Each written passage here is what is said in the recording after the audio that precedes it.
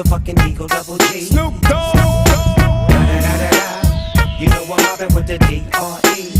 Yeah. You know who's back up in this motherfucker. So blaze the weed up.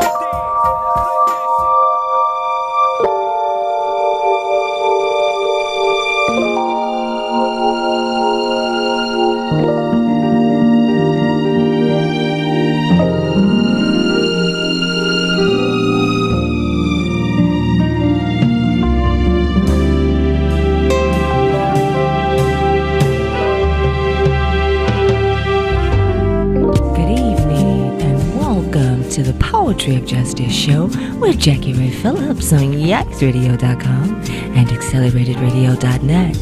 Here on the Poetry of Justice show, this is where social consciousness meets the arts.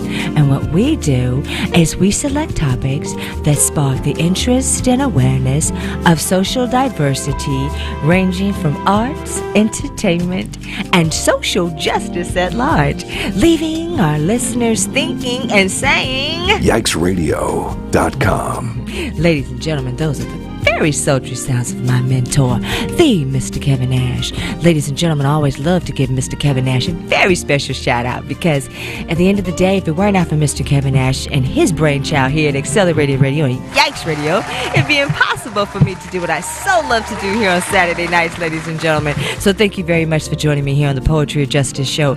Ladies and gentlemen, I want to give a very special shout out to a very amazing lady, ladies and gentlemen, and that's Lori G, the benefactor. How are you doing tonight, Lori G? I am beside myself. Yes! I tell you. YikesRadio.com, right? Absolutely. Oh my God, what's going to happen tonight, Sizzy? You know, this is a big one. It's a big one? This is a big one, you guys. Tune in. I'm thinking about Jurassic Tune Park. in. You don't want to miss Hold a on minute. to your butts. Hold on to your butts.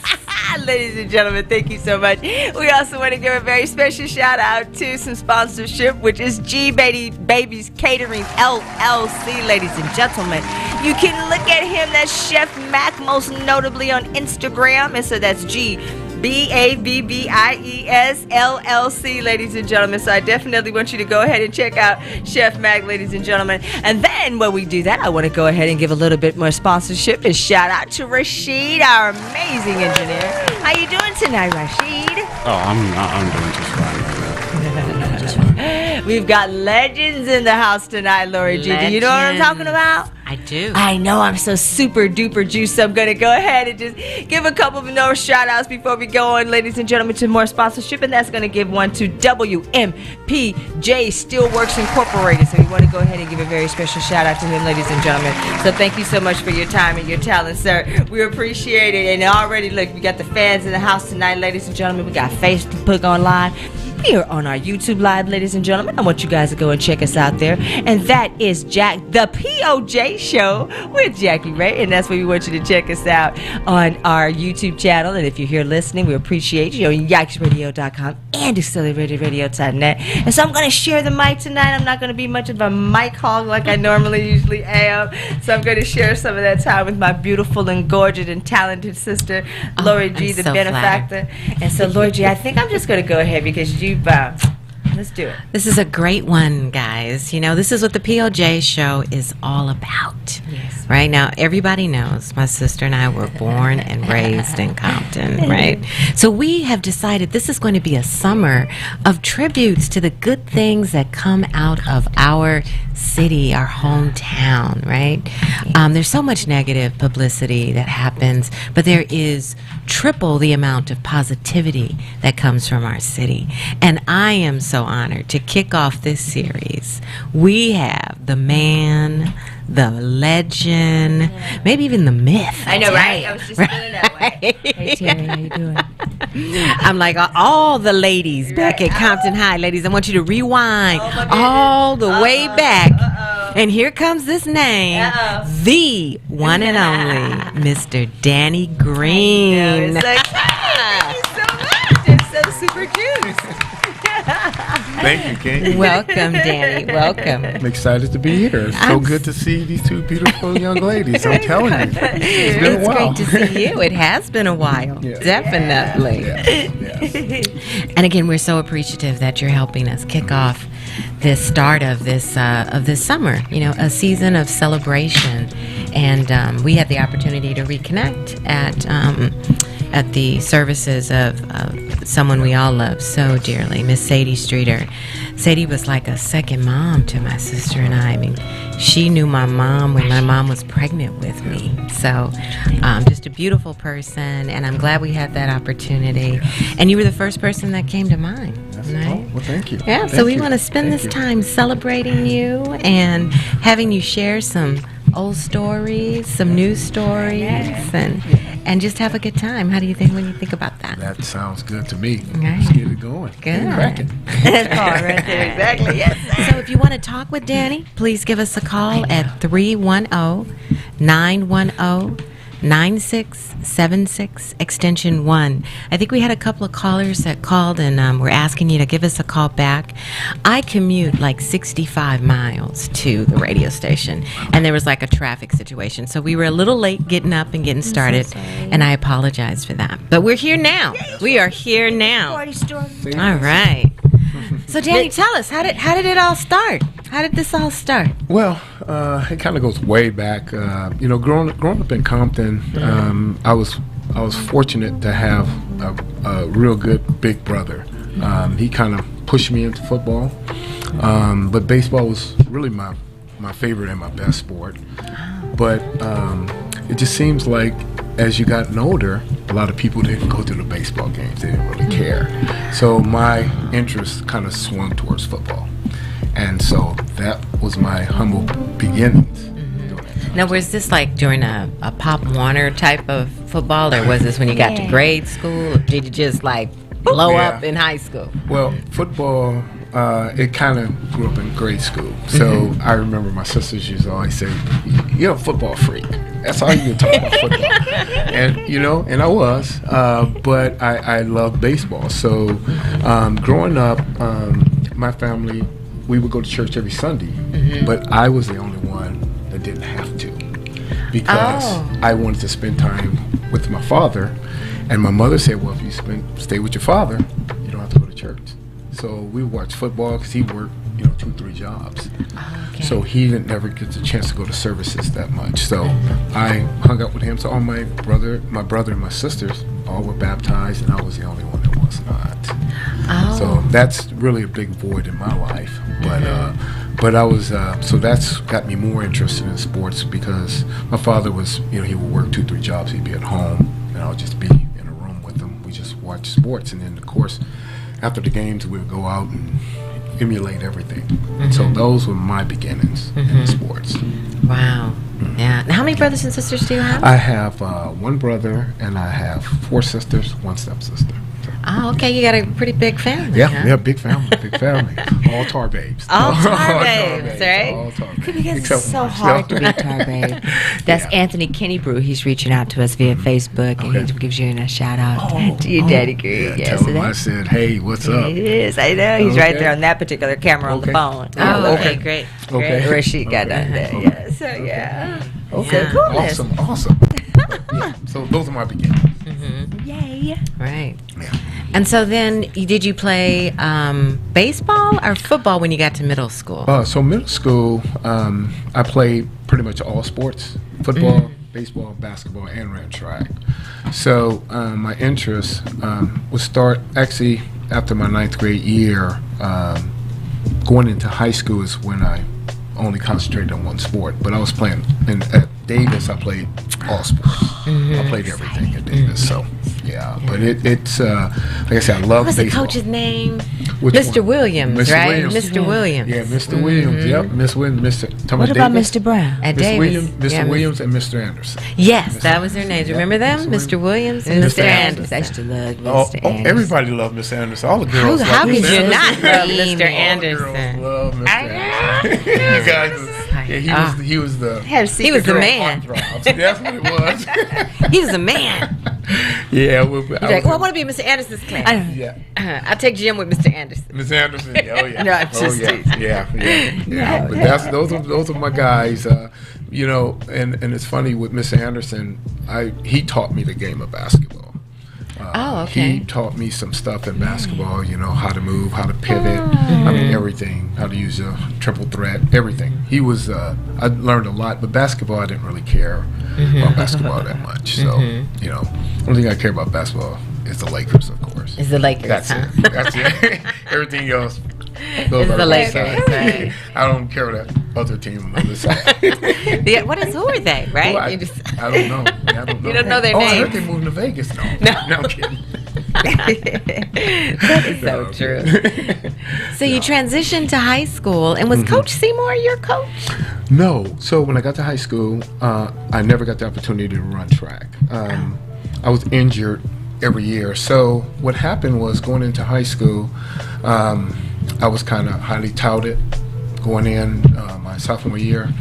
And when I got there, I was supposed to play varsity, but I missed so many practices because our family used to go to Texas during that time. So I missed so many practices.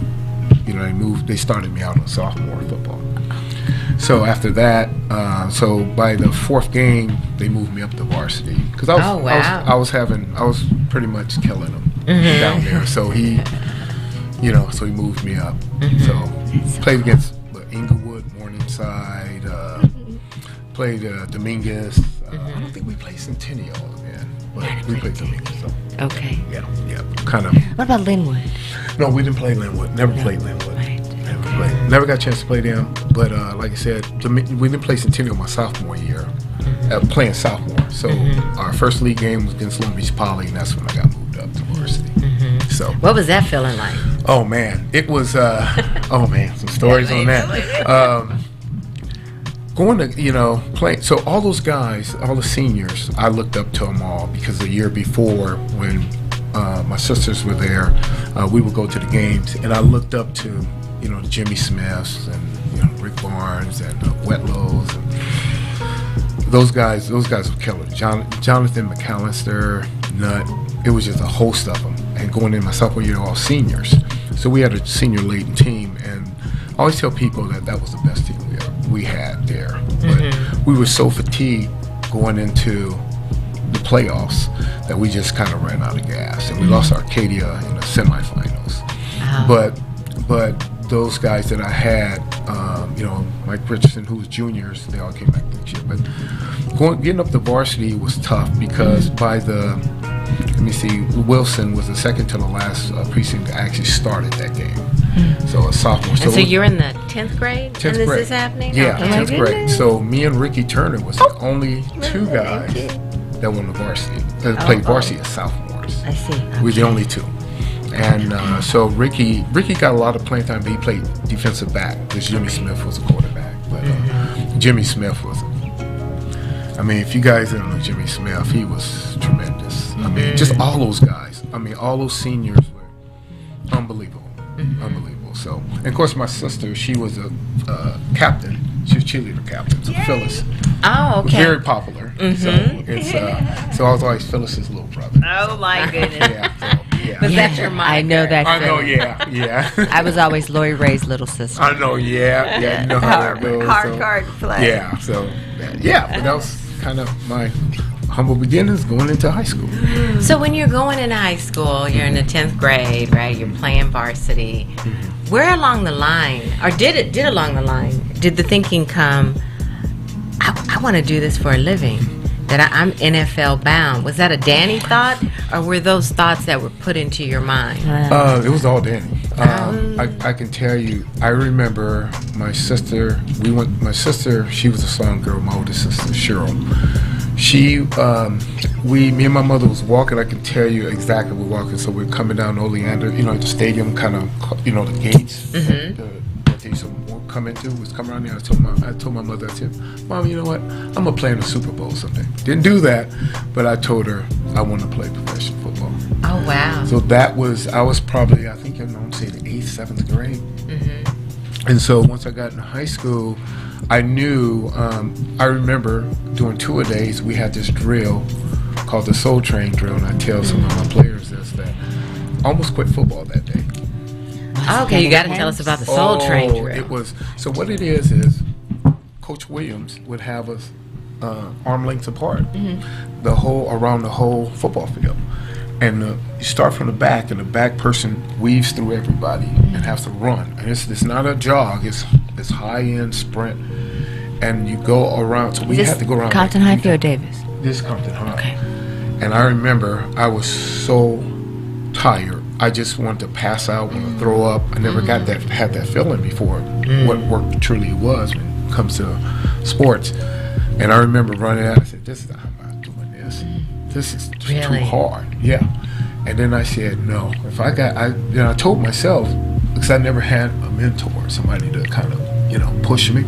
I said, if I want to do this, this is maybe what I have to do." And I talked myself out of it. Oh wow! That was the day I was going to quit, and it was. And I've never been a quitter, but that was a day it was going to push me over the edge. But I kept saying, if I'm not, this may be what I have to do. But if I have somebody pushing, my brother was the one who really pushed me. It was always tough on me. So yeah. So, but I didn't have him there because he was like 7 years older than me. So. Oh, okay. So yeah. So he was the one when I was little who pushed me. Kind of, you better not cry, Oh, he was one of them, Yeah, you better not cry. I couldn't beat up my brother. Right. Couldn't beat him up. Pointless, right? Like, oh, okay. No. So, but yeah. So that's how I kind of, and that was my,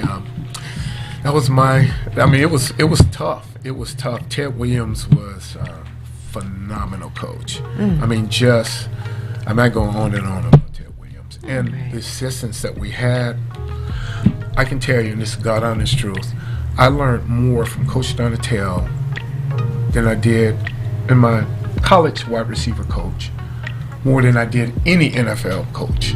And I'm not kidding on that.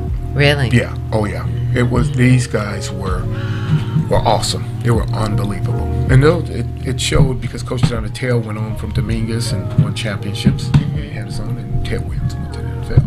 Right. So I was truly best. Coach Allen, tremendous. Coach McCutcheon. That's a thing. I remember McCutcheon. Yeah, Coach McCutcheon. Yeah. So we had, when I think back, and I'm kind of jumping around. When I think back, a lot of guys that played in the NFL should have went to Compton. They went to Gardena, went to Carson. Yep. Banning. All these schools that we had, and I can tell my name, I know it's probably a shout out, but Marcus Steele, you guys remember him? Marcus Steele, I think him and Jewel Puckett. Yeah. I used to always say if he came out, I don't know if I would have been, well, he was that good. Mark was that good. There's a lot of guys, him and Melvin Herndon, I had so much respect for those guys as athletes, but they didn't play football. But they came out, we would have been tremendous. Because if you look at a guy like Mike Richardson, who was a lineman, but when the NFL played a skill position, which was cornerback, that's how talented we were. And there was guys that should have went to Compton and did go to Compton, went to other schools. Yeah. Do you think they chose other schools because they thought there were more opportunities at those schools? Like Freeman McNeil did. He went to Centennial, but I don't know if he had the opportunity to go to Compton, but he went to Centennial, but he played 10, 11 years in the NFL and played for the Jets, but he was a backup for Centennial, running back. He was a backup. I remember talking to him on one of my trips to UCLA. He said he wasn't going to play, so he went to Banning because he had a chance to play running back. Otherwise, they were stacked. But we had so much talent in Compton, it was ridiculous. Dominguez had good players, and Centennial had good players, but we had superior coaching. Now, I just want to take a step back, not to get derailed, but see, of the two, I'm the nosy one. I got so many things. So here in the POJ show, we talk a lot about mentoring, and it just really stuck on me that you said in those formative years, you did not have a mentor. That's really interesting, and I'd like for you to maybe talk to us a little bit about all the work you're doing now. Like we've talked a couple of times, there's like 1,000 kids that are just screaming your name, and you're mentoring, you're supporting, but you didn't have that. What are your thoughts about mentoring and forming a mentorship relationship? I beyond believe every young person going into sports need that. I didn't have that, and I can tell you. So there's a dear friend of mine. He's his daughter. I don't know if she's still running track, but he's one of the best track coaches I've ever been around. His name is Mike Cunliffe. And he asked me a question. Now this is, I'm retired, this may be about 10 years ago. He said, Danny, he asked you a question. Who's your mentor? I mean, who showed you? Who showed you? And I thought about it. I went back, looked at him, I said, nobody. He said, wait a minute. You did all of that, got in the NFL, you had no mentor, you had nobody pushing you. I said, all by myself. But if I did have somebody, I would have played forever. I know I would have played forever, but I never had that. And that's where I think I always tell my brother, because my brother was always tough on me.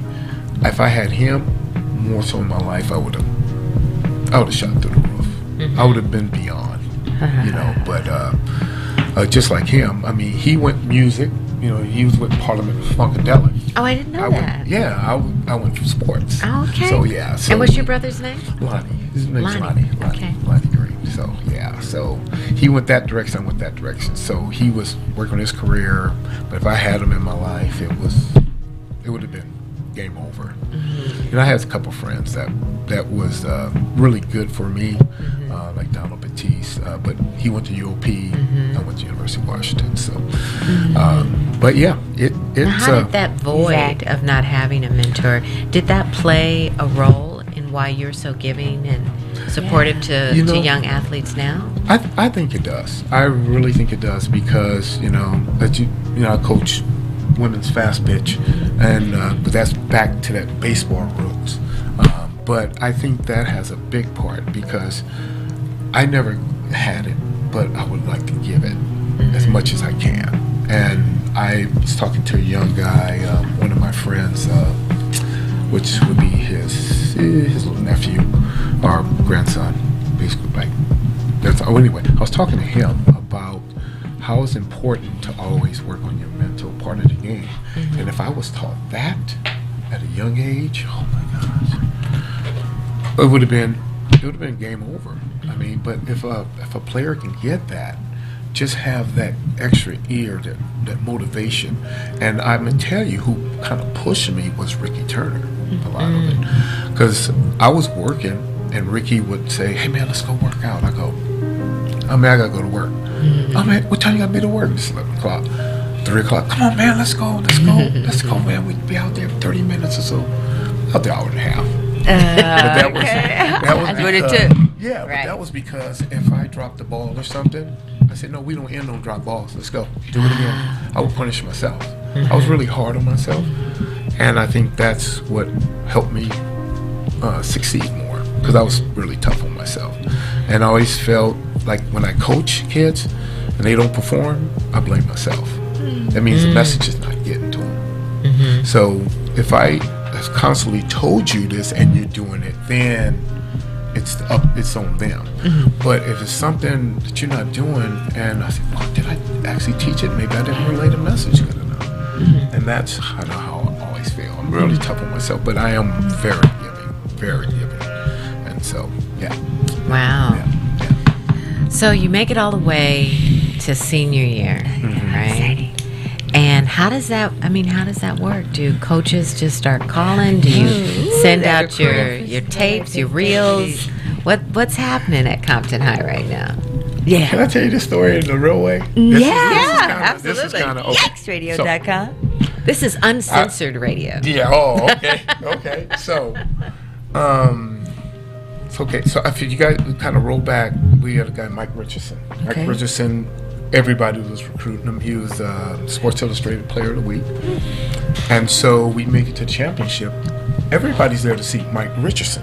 Everybody. So back then, there was no limit of how many coaches can be there. So if they ever had a film of the game, you can see the coaches along. I didn't know who they were, but they were lined around the field. From Stanford to Cal Berkeley to Arizona State. I mean, Notre Dame, Ohio State, on and on and on and on. They were around the field, and I remember. So in that game, I had unbelievable game. I had a really good game. So caught like a touchdown that was kind of like everybody said that was my greatest catch, but I think the one against Lakewood was where I kind of went around the guy, dove from the 5-yard line. Just showing out. Showing out, They right? caught the winning touchdown in overtime. So, and I remember Stanford and Cal Berkeley coming up to me and saying, he said, "How would you like to be a Berkeley Bear?" I said, "Berkeley." He said, "Cal." I said, "Sure."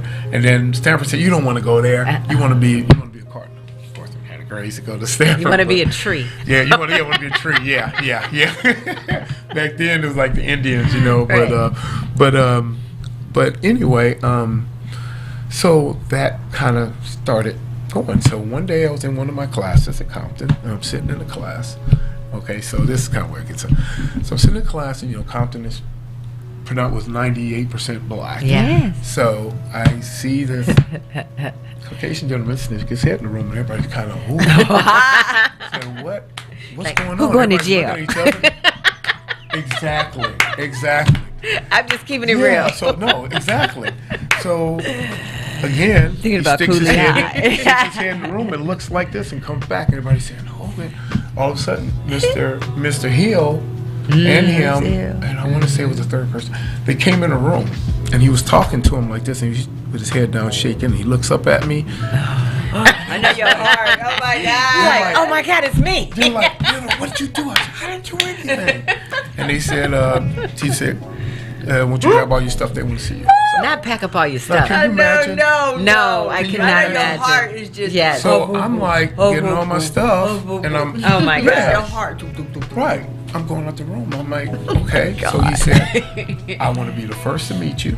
My name is Al Luganbill from Arizona State, and you don't know what's getting ready to hit you.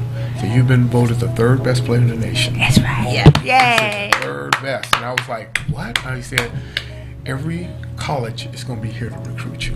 Every college." And he said, "But I want to be the first." Yay. And he was not kidding. I had USC, UCLA, I had everybody there to recruit me. They were at And your so house. they came to the school and school. pulled and you my out of house. class.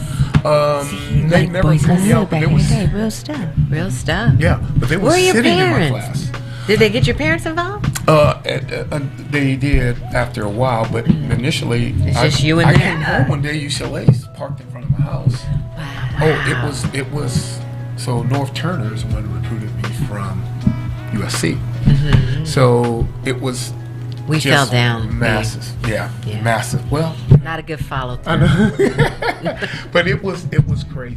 It was That is so freaking cool. exciting, but at the same time, when it came down to it, make my decision, I had two coaches standing over top of me. No way. Just, yeah.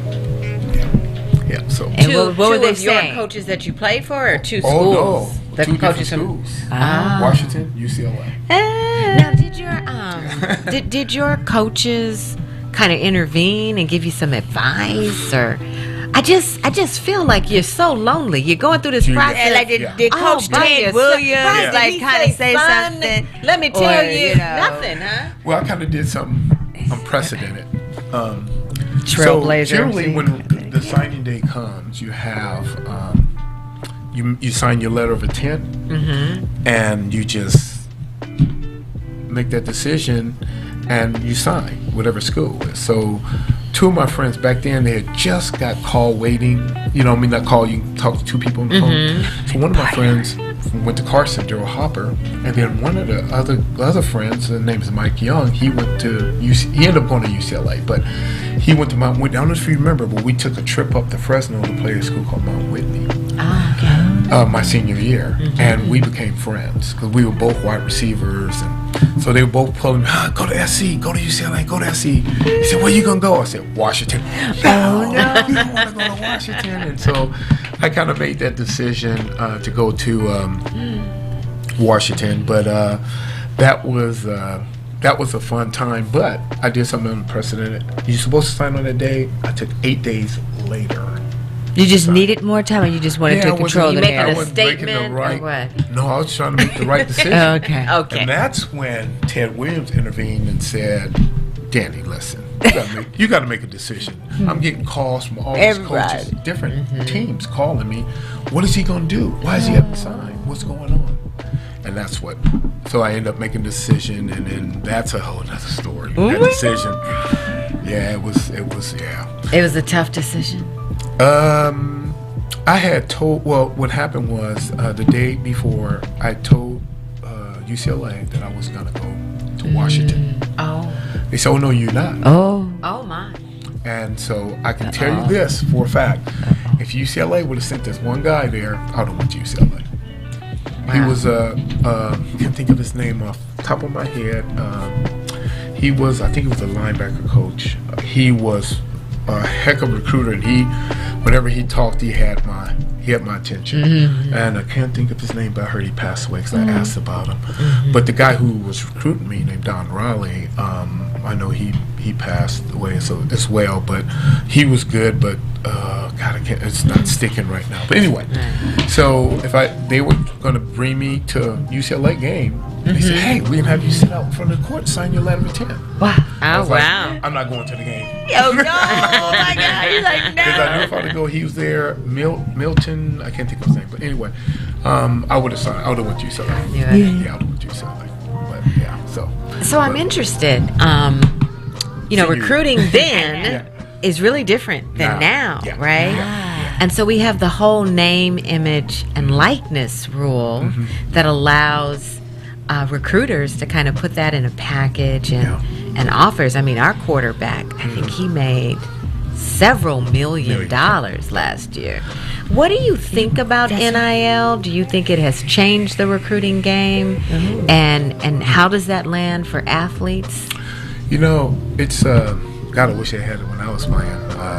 But you know, a lot of these, I mean, so much money is made on the athlete that, you know, you see somebody wearing your jersey, you're not getting a cent for it. No. You know, not getting a dime, not even, and some of these guys may not make it to the NFL, maybe not be fortunate, because you talk about, you know, maybe 1,500 something kids want to play 32 positions. And so I think, you know, it may have kind of, the transfer portal may have kind of disrupted the way it was, but it was so controlled by, you know, NCAA. Everything's controlled, and nowadays it's like, hell, you want to come here? I'll pay you. And we have a winner. This can't think of his name. He's going to SC next year. I think this spring. I think he's going this year. This year? Yeah, he's from Washington. I work with his sister. So I can't think of his name, but I heard he got a bag of money. Yeah. So that's the new day. But yeah, the NIL. It's a huge thing. Yeah, I can't fault him for it because it's so many times a lot of these guys never got. Imagine if I got an injury or, you know, somebody who was at my caliber back then and couldn't play anymore, then I can't get paid anything. I think it's a shame because of course they're not going to pay you or not give you anything unless you got a Lloyd's of London insurance policy. But yeah, it's my thing is, hey, I'm not mad at you because the NCAA makes quite a bit of money. You see the big office they have? Oh yeah. And then I mean, they make quite a bit of money, and these guys are putting everything themselves on the line. Yes. Why not? You know, one guy, and what it is also in basketball, some of these guys, they say, I ain't going to even get drafted, but they offer me this money. They're going to stay off for a year. So it kind of, for basketball, it can kind of work out a certain way. But football, it's like, I'm not mad at him. I'm serious. I really not. I know it's kind of disturbed it, but to me, I think the game is still a good game. I mean, yeah, you may get the Alabamas who kind of run everything. You can't say the A word. Yeah, I know. I do not like Alabama. Really. Period. But you know what though? I like Nick Saban. He recruited me in high school, by the way. Did he? I don't even like Nick Saban. Yeah, you know, Pete Carroll recruited me too in high school. Oh my goodness, he did. You know Pete Carroll, Seahawks? Yeah, of course. Pete Carroll was our SC coach. What you talking about? Now that's a big story. That's a big story. That's a big story I know. behind Pete Carroll. Me and Pete Carroll. I can't wait till we get there. Here we go. Yeah, that's a big one. Yeah. Yeah. So, but anyway, that's. But I just think if they're fortunate enough to get the funding, and get the money, could help them, help their families. I mean, I'm not agree. mad at it. I mean, you know, yeah, that's just my. Before, I think it was just so many things that athletes and their families needed. And Yeah. because there was no stipends, Yeah. no alumni investments, just everybody had to get the same amount. Yeah. It's made a difference. Yeah. But Yeah. I mean, but I don't know about the transfer portal. Yeah. I got a name for you, Yeah. Deion Sanders. What do you think is happening with He's him? making And things happen. he's making things happen big time. Hey, that's the way. I mean, this change. Everybody wants the status quo, but sometimes you got to move away from it. And I think the thing is, people understand it. If people understood how much money is, wow, that it'll change your idea, because of course everything's always put on the athlete. Oh, the athlete's making that. Well, let's see how much you're making. Let's talk about that. That's true. And then it's Nobody like, wants to oh look at no, that. we don't want to tell you that. We're private. Well, you just told how much he's making. Why you can't Right. tell how much Right. you making? So Right. It's Right. I mean, I know that NFL commissioner. Oh man, I would love to be him.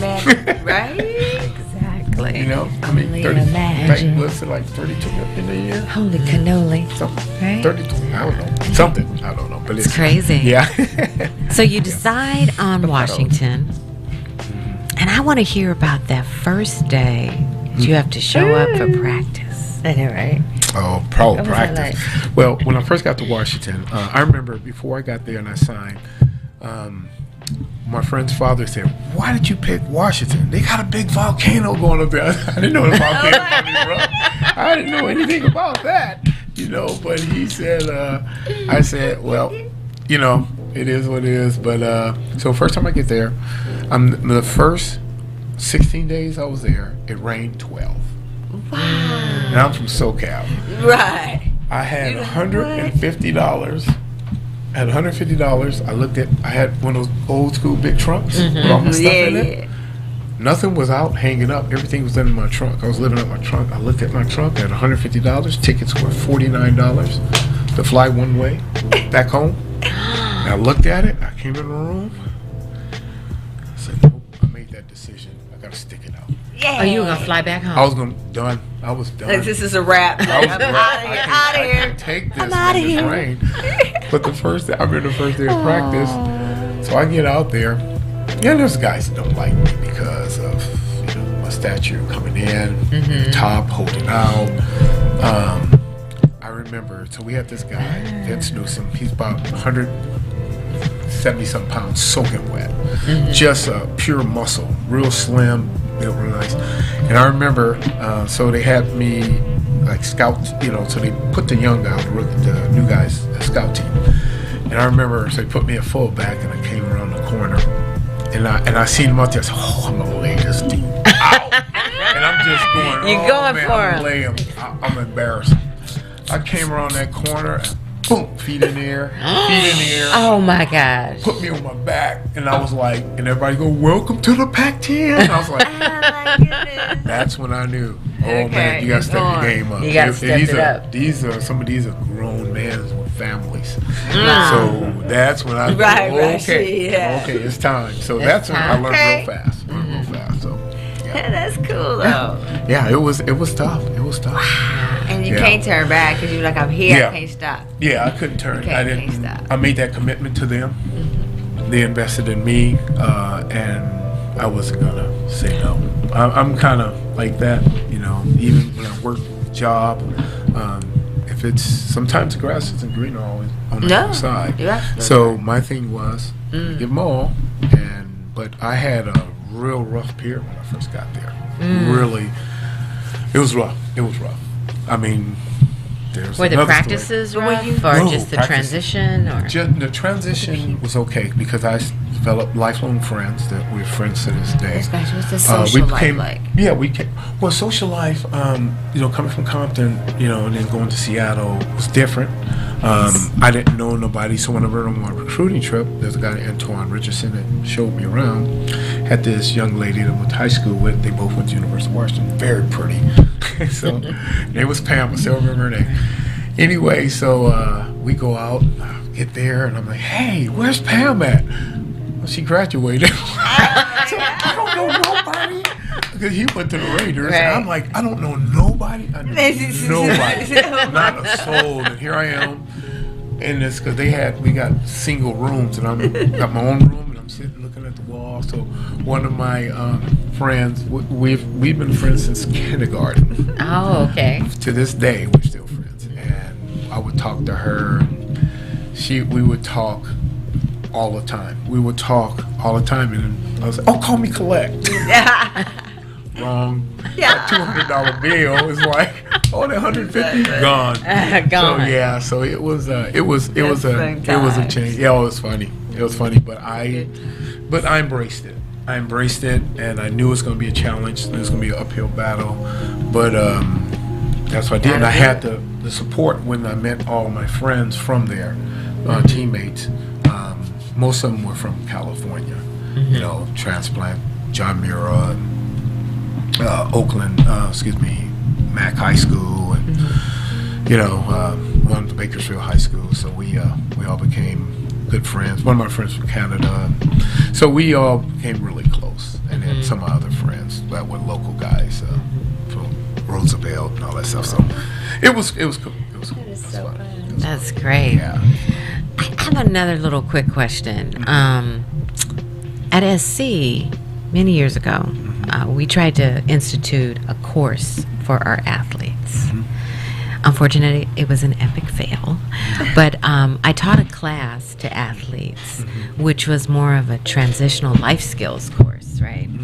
And so it was trying to get the athlete to think about developing a skill set over these 4 years that accompanied the skill set they were developing for their sport. My worst students, by far, were the football students and the basketball students. And their perspective was they didn't have space or room to think about anything else other than preparing their bodies and their skill set for the NFL. Do you think that is a valuable course, or do you agree with that perspective that there's no space for that duality in learning? It's beyond valuable. I mean, because I wish we kind of had that, the kind of mentor to kind of prepare you, but which we had the thing what they did at University of Washington, we had alumni that would come in and would, back then you could go and get away, and they were professionals in all different areas. So I think that, but they're actually true. So nowadays they get up in the morning, like 6 in the morning, and start practice. And then, so you're young, you got all these hormones, you're out, you're seeing people, seeing girls, you're partying, and then you're hanging out, you're playing video games, and then you gotta squeeze your homework in there, then you gotta work out, and then now you gotta be at practice. So you got all these obstacles that you gotta you can't dodge them.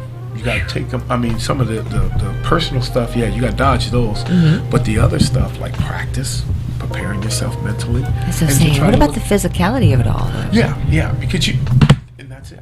You talking about, you get injured, you're fatigued. Just to get your mind right, you got to sit back. Okay, get your breath. Now, I got to go to class. So by time, their lives are so much in their training because they're trying to get to that level. So they're training with outside people that are helping them trying to get there, because you got a lot of people now that's helping. We didn't have all that, but it's so tough for the athletes, especially football, because they think that you need all the work that you can get. Basketball, same thing, get shots up. You gotta work on your game.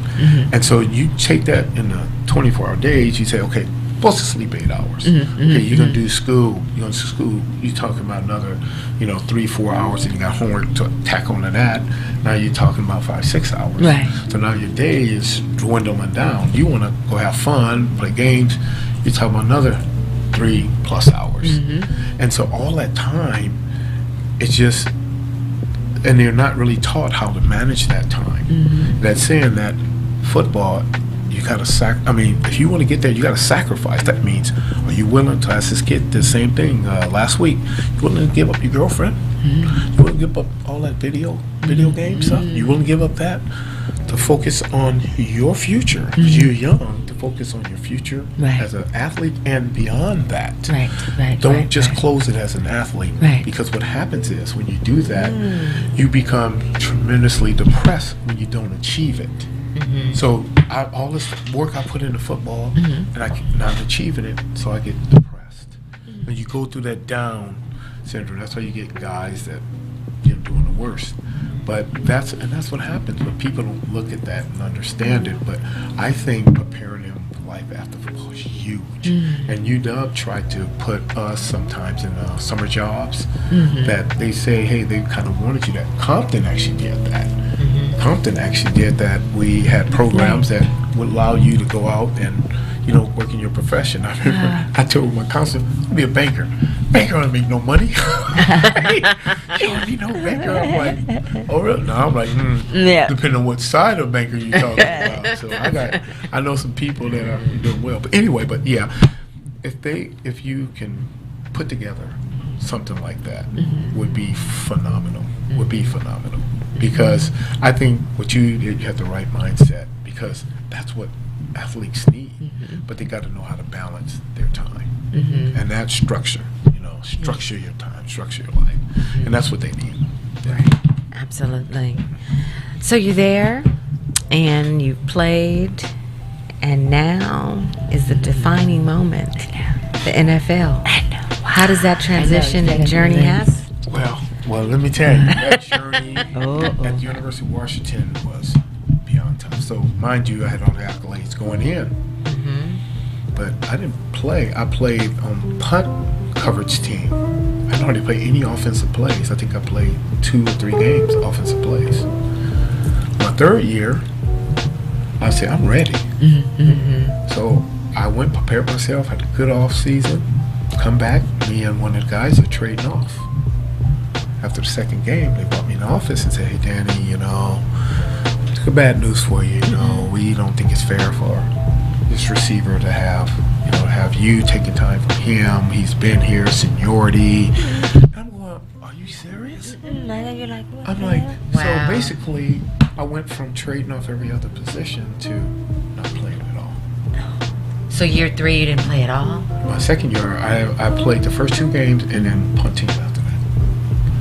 So we went to the Rose Bowl the first year. Second year, we were good, went to the Rose Bowl. So now, mind you, I'm on punt coverage team. So Ted called me and said, what's going on there? And I told him, I'm just not playing me. He said, because a lot of coaches are concerned. We'll talk after the season. Could you leave back then? Oh, yeah. So I'm going to tell you about that. Yeah, so what I did was, I kept practicing, doing everything. So I went to the Rose Bowl. So I told my friends, a couple of my football friends, come and watch me play. Someone with the Long Beach Poly, and also, come watch me play, and you guys tell me best. Your friend, when it comes to sports, they ain't gonna lie on you. I said, come watch me play, and you tell me who the best receiver out there is. And when I put on a clinic, you thought I did good in high school. I had a couple guys said, man, you're the best receiver on this team. And what I would do is, I wouldn't go against like the weak guy. I went to the first, second, third team guy. I went after them, who are best corners. I jumped, hey, can I take this one? Because I wanted to show I was at that level. I was there. So mind you, I didn't play from the second game. None. We get to the Rose Bowl, the alumni were there and they seen it. Why isn't he playing? So I went from there to going every other offensive play. Every other series. But that was just because of my work. Because I didn't. So the easiest thing I tell people, the easiest thing to do in life is what? Quit. That's easy. I quit. But what if you get knocked down? You gotta wipe up, keep going. That's what I did. I kept working. I wanted to know this is what I love. You're not gonna take that from me. So. And thank goodness for alumni. Yes, thank goodness. Yes, big time. I told Coach Williams, I talked, he said, what you gonna do? I said, I'm ready to go. He said, really? He said, I got a school. I said, you got San Jose State, San Diego State, and Ohio State. I said, what about San Diego State? He said, okay. So you left. San Diego State, put everything in motion. Boom, boom, boom, everything in motion. Okay. We got you in, but we got one problem. So what's the problem? I was going to tell the guys at work from University of Washington, I'm gone. Bye-bye. And he said, we got one problem. No, I told him that day, but they called me and said, hey, we got one problem. What? They won't release your transcripts. I'm like, he said, we got to have your transcript. I'm like, why do you, University of Washington, just, I can sign. He said, you got to hold on you cannot go. Absolutely. Oh, no. Can they do that? Oh, they did it. So what happened, I found out later, my coach, who I love him, rest in peace, he is the, man, my college coach, Don James, was, oh man, you just get choked up thinking about him because he did, okay, yeah, he did a lot for me. And, wow, he held on to it. Oh. He's like, no. Because he didn't want you to go. He didn't want me to go because he's seen the future.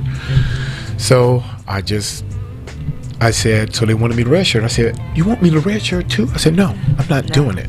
I'm not doing it. And so they flew my father in, talked to my father, and my father had to talk to me. And then he said, Danny, you can do it. So I'm like, okay. So what I did was, I said, okay, I redshirt. But when I practiced like it was a game. I didn't like sit off and go through the motions. I suited up like it was a game. And that's what I did the year when I wasn't playing. I treated practice as a game. So that means I'm getting more work than my guys I'm playing with. I'm game focused. When you practice, you kind of go through the motions. But I would treat it as a game. So I got better and better. So then I remember we played the Aloha Bowl. We had just beat Maryland. And Don James came up to me, he said, are you ready? He said, it's your time now. I said, you won't be disappointed. Right. You won't be. And I told him. And I can just remember some of the things, like leading up to that. I remember times we playing Washington State. And one of the guys, we were losing. And one of my teammates, Jim Moore, who's a UCLA head coach, he'd come up to me, you got to make something happen. You got to make something happen. I said, watch this. Oh, okay. And I go out there, run back. I got caught on it's a bad thing. I got caught on like the 10-yard line, but it was like I just, I had that in me that it's like, man, if I can go, I can go. And so I got a USC too the week before. I kind of tore USC up a little bit. Oh my goodness. You can check that one out. That's So, true. but I had a lot of friends that played SC and a lot of respect for those guys. Marcus Allen and I met a brother Damon Allen. We played the same All-Star game together. So, but anyway, so all that kind of got me going. I think this will be perfect for you to share for individuals who are listening, who are playing sports or just really dealing with difficult times in life, right? Yeah. So you had to find the mental capacity and the space to say, it's not my time yet, but I'm going to still be inspired. I'm going to still suit up and get out there and give it my all. How did you do that mentally? What did you tell yourself? Because you didn't have a mentor, right? Correct. Where did that come from? I think it just, my father he used to always say this to us, be the best you can be at everything. If you're a trash man, be the best trash man. Be the best whatever you are, be the best you can be. And that always stuck with me. And I was never a quitter. I never quit. I'm going to give you my all. And I think that's where it kind of came from, desire. This is what I want to be. I tell young people, you are control of your destiny. Yes. Not your mother, not your father, not your brother, not your girlfriend, not your best friend. You are. You are control of it. The minute you say no, you don't put the time in, that's when you fail. Yes. That's when you fail. And like my son, I used to always tell him, he would call me just before he went out and played when he was at Santa Monica. I used to always tell him, leave no doubt. That's all last my words. Leave no doubt. Yes. You don't want to go, oh, he's okay. Leave no doubt. You gonna play this game? Play the game. You gonna give everything you got, and that's where it always came into me. And that's what I would tell young people: you are control, and I'll be there to help you. Like this young guy said, if you want me to help you, you gotta call me. I'm not gonna call you. Right. I would, and then when I see you're not interested, your mind is going somewhere else. Like I'm working with this young kid. He was looking over at these other kids playing. I said, hey, you want to go over there and play with them? Oh, no. I said, go ahead, go over there. That's where you want to be. You want to be there? Go over there. No, I said, it's fine. I said, you think about it. So I went and told his dad was furious. So I told the kid, I said, people pay thousands of dollars for the knowledge I'm teaching you. I'm teaching you the mental part of it, not just football, but life. And you getting all this for free, not a dime. I said, but go ahead, have fun.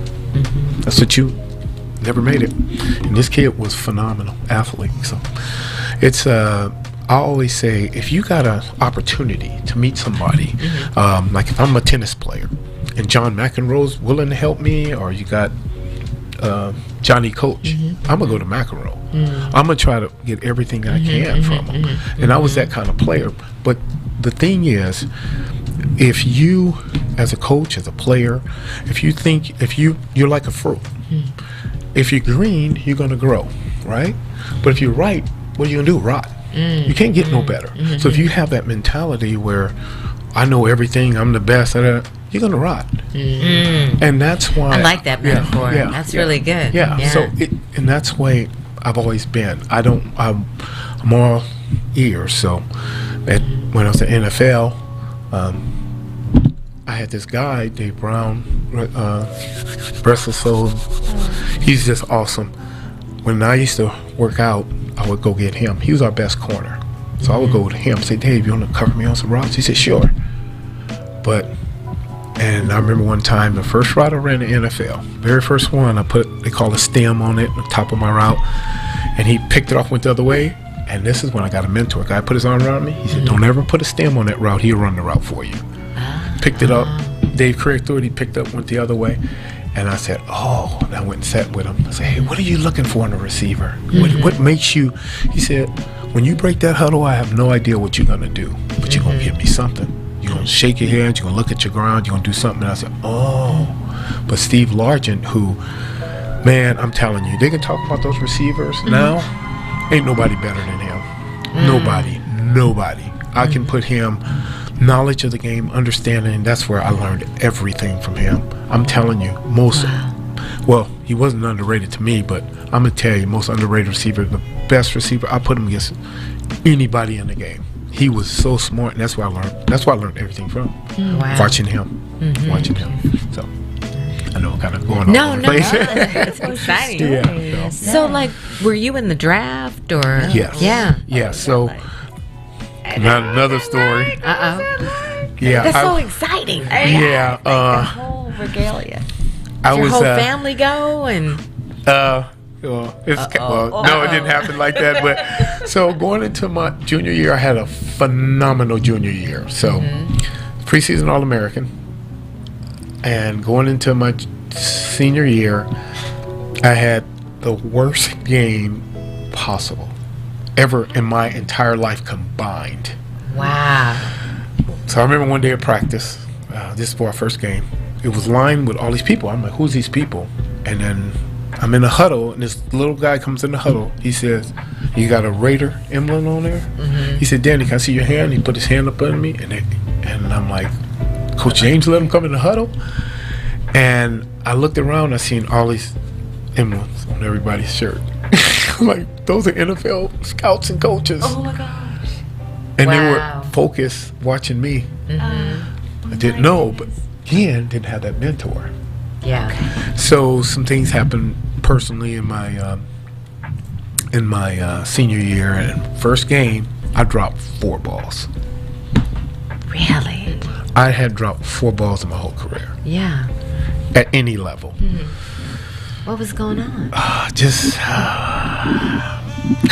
a lot of things. A lot of things life things. If you know, you needed that mentor. But that's where I needed a mentor, because I remember one of my friends coming up to me. We used to work out in the off season, and said, Danny, he said, let's work out. No, I don't feel like it. What? And he was angry. He was angry. Well, that's so unlike you. Oh, and it showed. It showed in my performance. And like my son, when they were in the championship game, he ran a route, went by a guy, he dropped the ball, and I said, that's the day you missed practice. So, same thing. Like, I dropped them 4 balls. That's all those days you missed. You missed practice. Those 4 days you missed. That's the way I took You it. equated And it. yeah, so I was that kind of dude. But I kind of picked it up. Kind of took me mid-season to kind of get it going, but it was kind of damage was done, for say. And so draft. So going back to the draft. So I had a bad senior year and dropped. So I did something. Talked to an agent, and he showed me this NFL book. He opened it up. I said, "I'm gonna show you something." He went down the list. I was number 4 to be drafted, the 4th place. Number 4. He showed it to me. He said, "You're number 4." I had such a bad senior year, I dropped. I didn't go into the 3rd round. 3rd round. From being the 4th player, so you're talking about, we didn't make millions, but talking about hundreds of thousands of dollars, but dropped down. And just because not putting in the work. When I put in the work all the way up to that point, but I let something deter me from that, which shouldn't have never been, but it did. It happened, and unfortunately, my stock went way down, and it was tough. And that's when it kind of started bringing people to the draft and all that stuff. And I just remember the day of the draft, seeing guys going. And so the day before the draft, I just finished working out. I go upstairs, 49ers out there. He said, "Danny," he introduced himself, 49ers. He said, "Listen, we want to take you in the 1st round. We know you didn't have a good senior year, but we know what you can do." I said, "Oh, cool, 49ers." Hated the 49ers. I was a Cowboy fan. But when it came time to draft, I became a Redskins and a 49ers because I heard they take care of the players. And so I didn't like the Cowboys then. Can you imagine, as a kid, all the way up into those moments, I wasn't a Cowboy fan. I couldn't believe it was. But anyway, and I remember him saying, "Look, we're going to get a guy. If we can move up and get this guy, we're going to get this guy, and we're not drafting another receiver after that. We just want this one guy." But I knew the Cowboys needed a receiver. Okay. And I think, I could be wrong in the numbers. I think Cowboys had the 17th pick. Wow. And I think the New England Patriots had the 16th. I think that's how it went. I can't remember. I could be wrong. But anyway, and I remember the Cowboys were coming up. And I had an idea who they're going to draft. So when the pick came, the 16th pick, the pick for the Cowboys, they said, "Oh, there's been a trade." The San Francisco 49ers, I said, "Oh, man." Just moved up, and they made a trade to get the 16th pick. Okay? 16th pick from Mississippi Valley State, Jerry Rice. Oh my goodness. So I said, yeah, I knew it. Yeah, so they got Jerry Rice. So they jumped up because they knew Cowboys were going to get him next. So, and of course, Hall of Famer. I mean, he's one of the greatest. But I still like Steve Largent. I just gotta play with him. But anyway, so that was my draft, and then I dropped down to the I think it was the 81st pick from number 4 to 81. No, 81. I think it was 81. Yeah, I think it was 81. Was it 81? Yeah. Oh, you put it up. Okay. Okay, man. I can't. Okay. So I dropped all the way down. So, and then it was tough, but I knew I had to work, and I worked. Right. Tried to get in, but I remember high school, played an all-star game. College, I played in the all-star game, and I remember every time I called my friends, "Dude, these guys can't do nothing. These guys they can't cover me." Got to the NFL, I said, "Oh, I'll be playing second team." I was like, "Oh man, no, I ain't playing for Steve Largent and Gerald Turner." No, those dudes were men. They were real men. I knew where I wanted to get to, and then, like I said, it just, when I got there, things kind of changed. It just wasn't what I thought it was, but that's a whole nother subject, whole nother story. How did you that's a handle book. the groupie life? Oh wow. Oh wow. He says, Oh, wow. it was wild. It was wild. Especially when the Raiders were here in LA. Yes, sir. I remember bringing my friend Bill Streeter Oh, yeah. up the tunnel with me one day. And we walk back and they have programs and they're looking at going like, "Hi, Danny." I'm like, "Oh, I don't know them.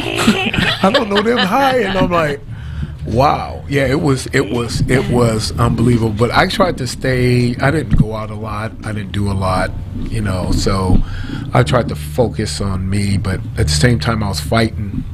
I wasn't fighting like anything bad, because I didn't do drugs, I didn't smoke, I didn't drink, I didn't do any of that stuff. But it was just the mental part. This is where I needed that person to push me through, because like I said, these are grown men. These men have family. You got your hands in their back pocket. Yeah, that's the part. Yeah. Like football, can you speak to that for our listeners? My godson, I think I shared this with you, played a period of time with the Seattle Seahawks, and through his football journey, it landed on me so profoundly that football's a business.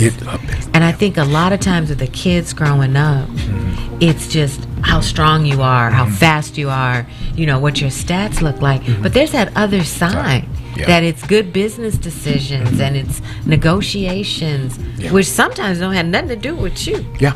So they don't. You're right. You have to, football is it is a business, and they don't care.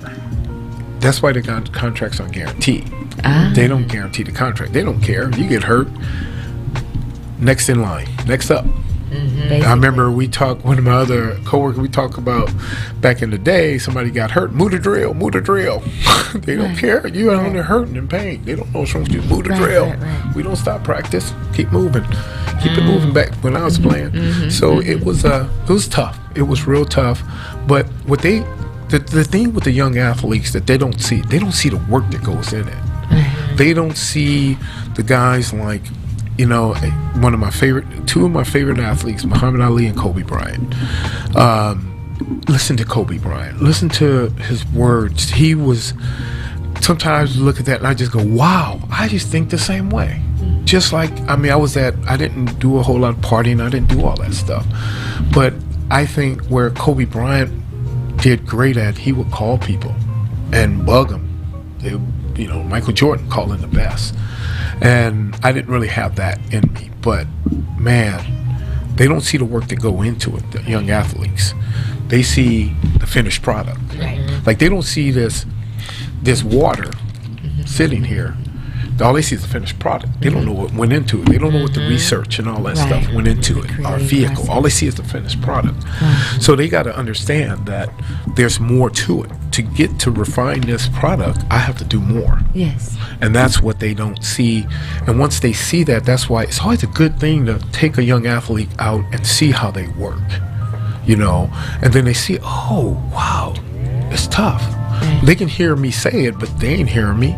All they see is what goes on TV. They don't see what goes on. All the stuff, the trials and tribulations that, the blood, sweat, and the tears. They don't see that part of it, the family life and the struggle. That's why people like knock athletes down, but I'm like, oh, I hate that athlete. Dude, there's not an athlete I hate, because I know what it takes to get into that. Get there. I don't care if you're on the Boston Celtics, because that's my most hated team, NBA. So, but I love Jason Tatum. Love him as a player, and that's the thing that they don't see, that finished product. So that's the thing that they have to understand, that it takes work, sacrifice. You got to work and sacrifice. You got to be willing to give up something to get something. So what you put in that bank, you want to cash it out. If you don't put no money in that bank, you can't make no withdrawal. That's very true. So that's what they have to do, and not look at it so much. Yeah, realistically, as an athlete, you want to get paid. Come on, let's not stop. Oh, I'm not playing for the money. Come on, man. Come on, man. Don't even go there. Don't even go there. That's true. You got somebody offering you a bag of money, and you're gonna take, some change or a bag of money. Come on. It's about, because that's what you work for. You can make your family a lot better. They can live better, more comfortably, can do a lot of things. But the thing is, put the work in, sacrifice. There's some guys that are gifted that don't have to do all that, but it's very few. And you should put yourself in the thing where I got to work for it. And you have. How do you think, or do you think, the whole like when you played, there wasn't this whole social media praise and Facebook messages and IG. And do you think that takes a toll on the psychological state of an athlete? Because you can catch or not catch one play, and now you just blew up on Twitter. Yeah. And everybody's saying everything. Right. Yeah, exactly. It take the make of the athlete, he's got to be more mentally strong in these days than what, because we didn't have any of the social media stuff. We didn't have nothing. I could just hide the newspaper from you. Yeah. You wouldn't know. Right. Yeah. I mean, you think about it. You can meet this actress. I mean, through through social media. Yeah. I mean, we didn't have that opportunity. Oh, we would hear about them, we'd see them, but you can do so. I mean, and then guys get caught up in it, and then now the mental games start going in. Now they're messing with you. Now they're talking with you. Some guys start hearing it and believing it, and then they're spending more time on that when they got a perfected craft. There you go. Because you think about, unfortunately, a guy like John Morant. That's when you fought him, of course, but it's his people around him. What do they do? Those are your boys. Your boys got to be, man, you can't be doing that. Right. You can't be doing that. You got to, Chill. I mean, Pop's got to be, what do you think you're doing? You go get $200-something million and you want to show that you're bad. Pictures with a gun. Yeah. That's it, asinine. Oh. What'd you say?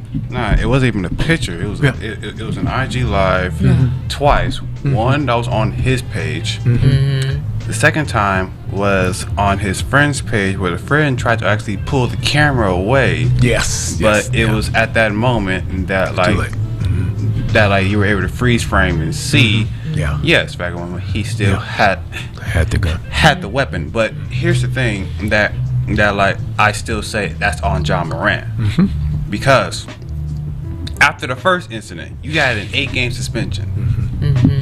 After that 8-game suspension, which a lot of people thought was very lenient, people thought that Adam Silver was going easy on you, because similar instances have happened in the past. I believe with Latrell Sprewell and I believe Carmelo Anthony got caught in something like that as well, and they almost got thrown a book at them. Yeah.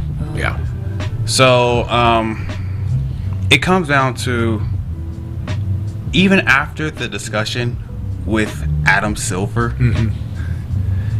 you go back after y'all lost to the Lakers, and you do the exact same thing that got you in trouble. Your boys tried to pan away from it, but the damage was done. What's already done. And his sentencing, he's going to be sentenced right after the NBA Finals is done, because we want to put the emphasis on the NBA Finals between the Nuggets and the Heat. Right. Not him. That's right. So the type of punishment that he's going to face, and they're looking at additional stuff that's happened. More likely, they might look into the incident that happened with the high school kid that was at the house. Right. That was at the house that 17-year-old. Yeah. No, 100%. As a coach, what do you tell your athlete who's behaving that way? As a coach, that's why it's tough, because the onus is on you as a coach. I mean, you should know everything that goes on, and if you don't, why are you coaching? And as a coach, all you can do is tell them, the consequences. This is what can happen. Are you willing to give that up? And then if you still do it, then you got to question that intelligence of that player. I mean, they say, "Oh, they're smart." Smart? Why would you? Oh man, what are you doing? It's just like, if you got in trouble, back in our days, our parents didn't talk to us. They got belts and switches. And if you were told to do something and then you did it again, they just told you to don't do it, and you did it again, then now you got to question intelligence. But I mean, I don't know how old John Morant is. Is he 20? John Morant, 25? He's technically an adult. So right. Yes. So yeah, since he is an adult, it was just like, and as an adult, he's going to do whatever he wants to do. Right. He's 23. Oh, okay. Wow. Still an adult. But he's still young-minded. Yeah. Right. He's still young-minded, but remember, he's a young kid that got endorsements. That guy. Yeah. You're right about that, Rashid. He's a young kid with money. Yeah. And literally, his parents could no longer control him because now he's the actual breadwinner. Breadwinner, He's the that's one right. that's actually supplying everything for the family. Yeah. The mom is not really helping right now. She's kind of encouraging the activity. The dad is out here looking like Usher, trying to be party boy. Wow. With the kid. Pretty Oh, much. Really? Yes. Yes. That way. Oh, he's just in the life. Yeah. Right. Did you see when they had the little dunk contest and his dad is like right in the middle of it? These are like young kids. Right. Dunking like he's 19, right there. Yeah. In the middle of it. In the middle of that, even during the Lakers Grizzly game, he was literally next to Usher Raymond. Right. Yeah. Yeah. That's where they had the meme of this is Usher's twin. Yeah. Oh yeah. So all that aside, John Morant at a certain point in time has to take true accountability for his action. You're 23 years old. You fake going to therapy because there's no way you go to counseling for like maybe a week. Yeah. No. That's at least a month process. But do you think players fear blacklisting? Yes. Yes, I think. Well, especially when I was playing. Yeah, oh yeah, especially when I was playing. Oh yeah, because you get that tag on you. Yeah. Oh, it's tough. It's tough to recover. Yeah. Right, they call because it the dollhouse too. Right, because the modern blacklisting we've seen in the NFL, we've seen two players. Yep. Ray Rice and Colin Kaepernick. Yeah. Yeah. Right. Blacklisted. Yeah. Yep. Yeah. Oh yeah. No question. And it's unfortunate. And they say, oh, we didn't do that. Oh yeah. Come on now. Don't pull wool over my eyes. Right. I mean, really. I mean, we can see it, we understand it, but of course, oh no, that don't happen. No, yes, it does.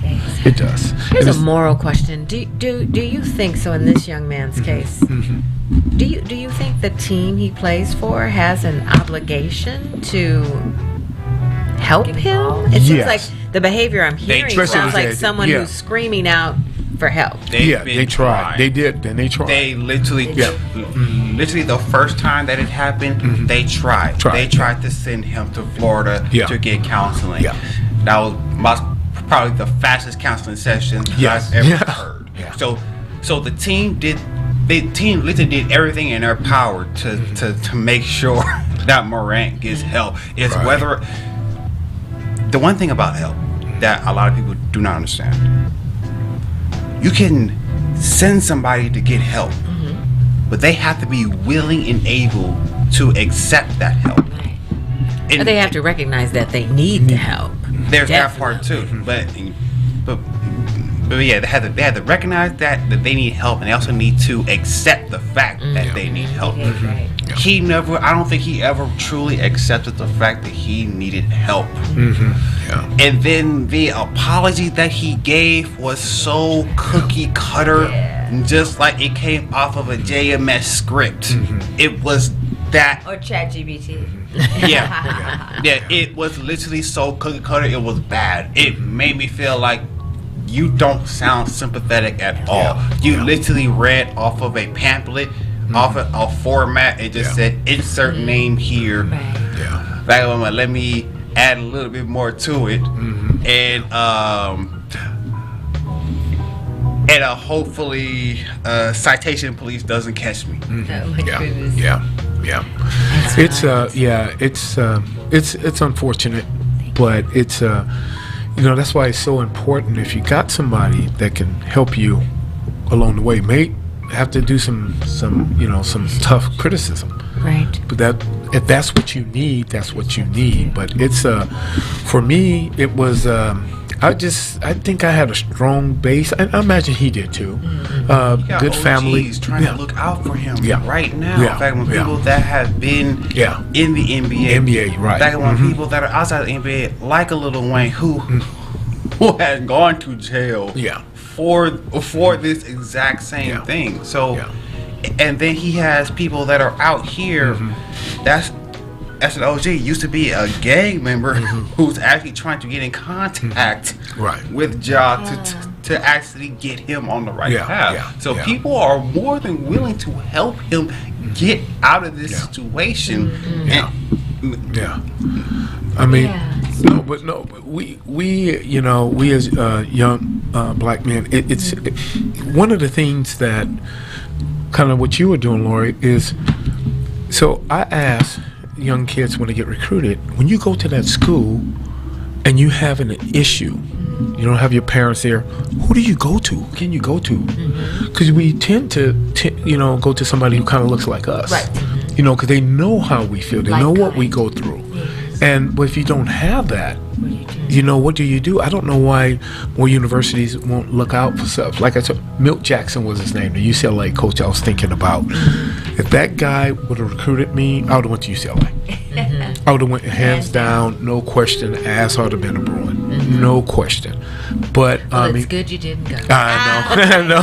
Just kidding. Yeah, oh no. But that's what, when you got people like that, it's just, it makes a world of difference, people who you respect. And that's why I'm always willing to help a young athlete, talk to him. But nowadays they don't usually take it. They kind of, this old man, I don't know what he's talking about. But and I have friends. I have dear friends, ex-players that would do anything for them. If I could call and ask, they would. Talk. They no hesitation. Yeah. So. Well, Danny, we have reached what we call tea time around here at the POJ show. Okay. And that's where we get down to the dirty, nitty-gritty, right? I'm excited. Okay. So I want to hear, what was the wildest experience you had? Is this a when you? Hey, this is your life. This is your life. There would be no Your wildest censorship here. NFL. I'm sorry, bro. Your wildest NFL experience. Oh, NFL? Oh, yeah. College was probably the wall. I didn't. And that doesn't have to be on the field. There's there's those groupies that Jackie was talking about earlier, right? This is probably a family show, though. It is not. This is an adult show that's uncensored. All things go. No, I want to plead the fifth. You want the fifth? Oh my gosh! You're not supposed to tell that. No, but there's been some great stories out. I can tell you other people's stories. Yeah, exactly. There's been some great ones. Wow, man, it's just to tell that one is like, whoo, man. So, I heard one story from a team that they were after the game, and one of the guys go, "Hey, how many you need? How many you need?" Oh wow! Oh yeah, how many you need? It's like, what are you saying? Oh yeah, like just that easy. Oh yeah, it was like just that easy. Just that, it was. Was that shocking to you when you saw this for the first time? No. No, it wasn't shocking to us. Davis, they've been throwing it to you. Compton High girl just throwing it at you. Nah, Davis. Here you go. Nah, Davis. Compton for sure. Davis, weird kids. Compton. For sure. You had some groupie girls at Compton? No, but it was. You were a couple years ahead of me, so nobody talked to me. I was in the 10th grade. I hadn't made a name for myself back then. But see, at Compton, we were all kind of like family, brothers and sisters, and we, there was like, girl, who I dated in high school. Who did you date in high school? Come on, everybody knew that. Come on, you guys knew that I dated. No, who? You knew, Jack. Come on. Well, Jackie, you knew. I don't know. But Lori, text Carla. Yeah. You want to text Carla? Text my little sister. Y'all know I'm middle-aged. Okay. I know her. Burnell. Yeah, Culpepper. Oh, you guys forgot about that. I forgot about that. The sweet girl. Yeah, she's a nice She's a very nice girl. Yeah, very nice girl. Yeah. Nice. Yeah. No, there was no groupie stuff happening. She was no, so not in nice. high school. Yeah. But college. So you were like you were a one guy one girl guy in high school? Huh? Just dated that one person? No. No. No, What? no, but I was respectful about it though. But no, I mean, I would say no. I didn't like multiple, no, none of that. No, I just dated her. But as far as do polyamorous. You brought it up. I didn't. who's that? Poly, who's that? That's one of our T questions. Oh. We'll have Rashid ask it in a little bit. No, no, she was. So you dated her I dated- starting 10th grade or 11th grade. 11th and 12th That was great. grade. Oh yeah. That was You guys go to prom together? went to prom, homecoming, senior dance. Oh, the whole get The down. whole get down. The whole get down. Yeah, she. You were in was- love. Huh? Homecoming court.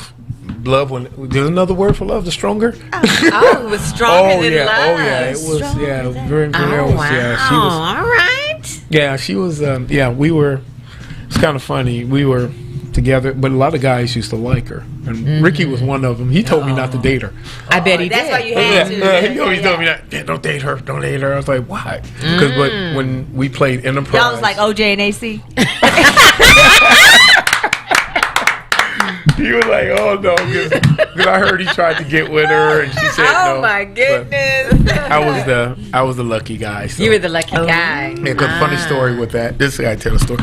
So there was a girl in high school who used to like me, but at the time I was really focused. I wanted to go to college. That was my whole thing. I was like 10th grade, and they used to come to my the electronics. I had an electronics class. And they used to come to my class. And then one day, this girl used to come to the class, and I didn't really care for her. She was really nice, but I didn't want a girlfriend. But I seen Vernell. I was like, whoa. But funny, so I'm going to jump up just a little so I'll finish that story. So I was sitting at the game. It was our first game of the year. I was playing sophomore. And so we were sitting, me, Marcus Harrison, Donald Baptiste, we all kind of sitting up there, and I see this girl walk in, and I'm just going, oh my God, who is that? You know what I'm saying to myself. And I said, and I'm staring, and I said, Marcus, who is that? He said, you don't know who Vernell is? I said, no. He said, Vernell. I said, no, don't call her Vernell. So he called her up here, and she sits down. He said, this is Danny, and she, Vernell had that deep voice, hi. So we shook hands, and she sat in front of me, and I was kind of tapping her, and she kept looking, Marcus, stop. She said, I'm not doing nothing. That was me.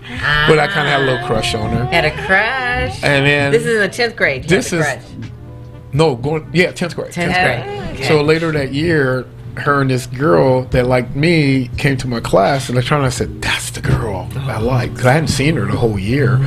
And this was getting toward the year. She came to the class, and one of my friends came and told me, do you know who liked you? I said, who? He said, Vernell. I said, no way. He said, yeah, she liked you. Then he said, come on, man, let me take you somewhere. I want to take you somewhere. Come on, right with us. And I had just finished cutting the grass. I had on these jeans, a beanie, and they put me in the car, and we drive over to her house. I'm like, dude, what are you doing? No. And she's outside with another guy, talking to another guy. Really nice looking. I can't think of his name. He played baseball, had that afro, kind of reddish afro. He's standing out. He's in this Nova, got all his trophies in the back, and I'm this guy with these dirty jeans and grass coming out of him, a beanie. And I'm like, and they dumped me. I said, see you later. I'm like, no. So they leave me. They left you. Left me there. And she seen me. With the other guy there? With the other guy. And she said, hey, I got company. You got to go. Told the other guy that. Oh, she told Redman that. Yeah, told Redman. Yeah, you got to go. And he looked at me like, dang, like kinda, that? Are Yeah. you serious? Yeah. And so that's when we start dating. That's when we start dating. Oh, wow. Yeah. We didn't start dating. We just kind of was friends. And, So Vernell, if you didn't know, she was going to want to be a nun.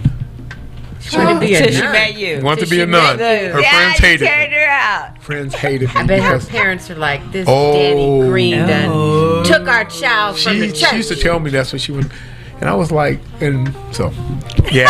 So, kind of, I was telling Halloween costume. Well, that was some really good Yeah. tea right there. Yeah. Wow. But this is me. I just told my wife this the other day. So one day she was over at my house. It was me, her, my little sister Carla, my sister Dee Dee, and my mother. I was sleeping on the floor. My mother was sleeping on the floor. Vernell, my sisters, they were on the couch. They all fell asleep watching the movie. You know when they come on, remember the little white noise would come on at the end. Shh. Exactly. And I woke up. I said, Vernell, get up. It's 1 o'clock in the morning. So I took her home. Her mother opened the door. Oh, wow. She lit into me. She lit into. I just started shrinking. She lit in me. My daughter's no tramp, and and she lit in me, and pow, slammed the door. So about 2 days later, I went there and I said, "Hey, Vernell, is your mother home?" She said, "Yeah." I said, "Can I talk?" I said, "I want to talk to her." She went, "You want to talk to my mother?" I know, right. I said, "Yeah, I want to talk to your mother." That's nice. And so I went up to her and I said, "Ms. Culpepper, I know how you feel," and I explained to her what happened. I said, "I would never treat your daughter that way. I love and care for her so much. I would never do that to her." But that day she fell in love with me. But that's who I was. But at the same time, I was pretty naive. So we go to homecoming. You remember Sean Janess? No. She was in your class. Sean Janess, real pretty. So I took Sean Janess to homecoming, right? I didn't. No, she's my friend. Okay. So I took her to homecoming. Vernell was my girlfriend. Why I didn't did know. you take Vernell? I didn't know I was supposed to ask her. You are tripping. Dude, You I swear on didn't my know life. you were supposed to ask I didn't know. her? I'd never been out. I never been on a date. I was in I the didn't 10th have- grade and I knew I needed No. a date to homecoming. No. I had So- launched a whole campaign. Me and about LaWanda. that? Oh, Girl, I went I with did not. Donnie Barnes. Really? I swear, I did not ask her. How can you be a football player and not know that? I swear, I didn't know that. Because I didn't know crazy. that. But, you know, like I said, I didn't go out. I didn't go to St. Bernard's dance. I didn't go to, everybody used to go to St. Bernard's and all that stuff. Yeah. Never went to a dance, ever. That was my first time. So I get in the car and I was like, hey, I asked one of the friends, hey, where's Vernell? She's at home. Why she's at home? Because you didn't ask her. What? To come to dance? So I called her. I said, are you coming? She says, no. I said, why? She said, well, you didn't ask me. I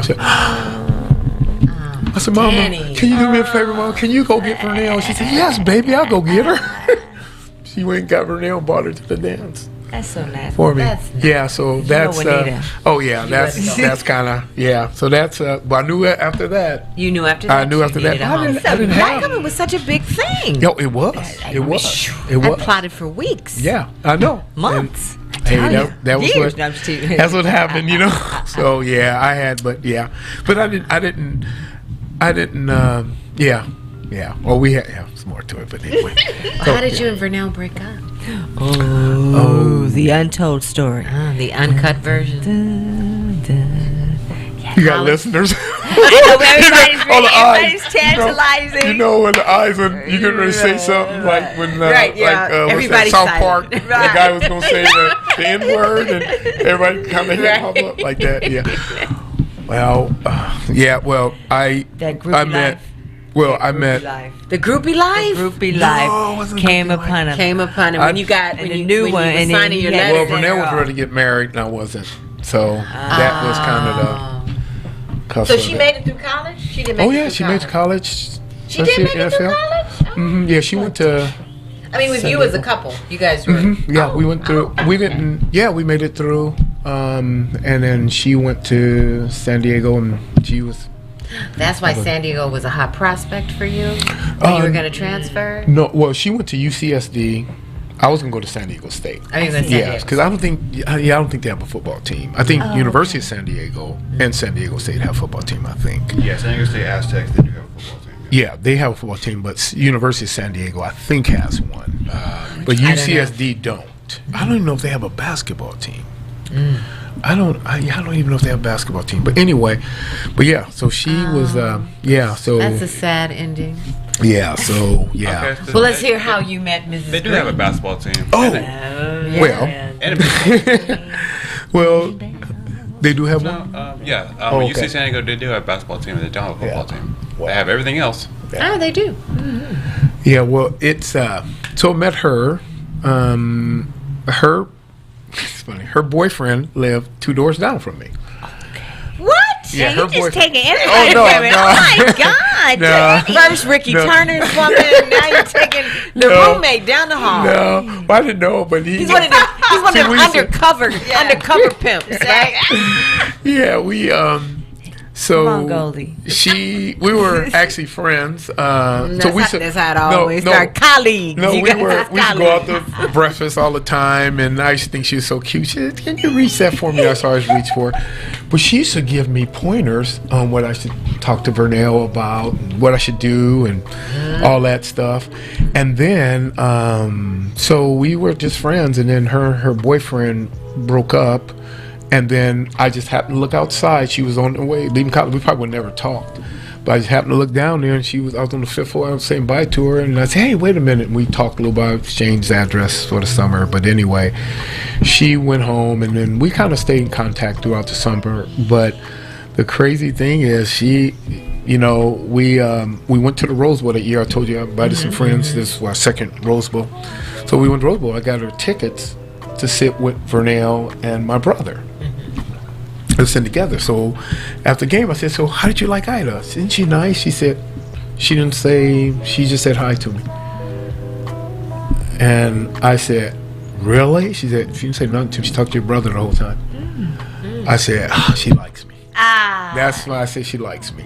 I said, "Oh man, I didn't want to do that." You said this to Vernell or in your brain? I said that in my mind. I said Okay, it. I said it. yes. I said when she, when Vernell told me that. Then that light bulb went Yeah, off. just like, oh man, no. So, and that's kind of we start talking. So me and Vernell kind of went through a rough time, and then I,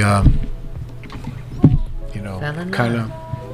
of Keep started moving. dating. So we started dating her. So Started we had dating your neighbor's girl.